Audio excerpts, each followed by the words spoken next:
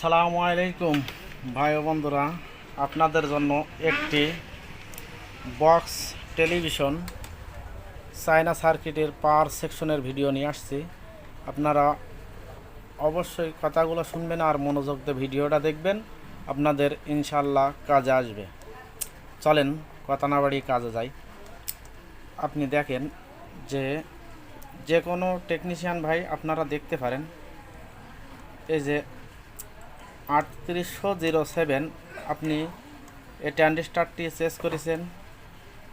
এখানে একটি ডায়োড আছে 4148, এটা চেঞ্জ করেছেন। 1015 ট্রানজিস্টার চেঞ্জ করেছেন, পিসিআইসি চেঞ্জ করেছেন, বিভিন্ন রকমের রেজিস্টার বিভিন্ন রকম সব চেঞ্জ করেছেন। এরপরেও আপনার পাওয়ার সাপ্লাই হচ্ছে না, আউটপুট হচ্ছে না। যদি আউটপুট না হয় তাহলে আপনি কি করতে পারেন? অবশ্যই এই ভিডিওতে আপনাকে দেখাই দেওয়া হবে অথবা জানাই দেওয়া হবে কোনটার জন্য এই সমস্যাটি আসতে পারে। আপনারা কন্টিনিউ দেখবেন, দেখলে নতুন নতুন ভিডিও ইনশাল্লাহ পাবেন। যদি ভিডিও ভালো লাগে অবশ্যই লাইক শেয়ার দিন। নতুন চ্যানেল হিসেবে আপনাদের কাছে একটি শেয়ার চাই, কমেন্টে অবশ্যই জানাবেন।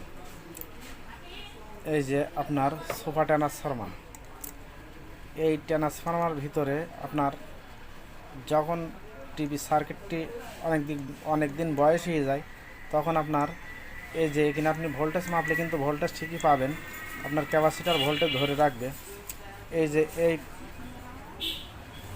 এই যে পিন, 4টি পিনের ভিতরে আপনার এখান থেকে যে পিনের ভিতরে মানে খুলে দেখবেন যে আপনার এক কথায় সুপার ট্রান্সফরমারটি আপনি এই নাম্বারে মিলিয়ে লাগাই নেবেন, দেখবেন যে কমপ্লিট হয়ে যাবে। এর ভিতরে আপনার আয়রন পড়ে নষ্ট হয়ে যায়, এর কারণে ভোল্টেজ আসে কিন্তু সাপ্লাই হবে না।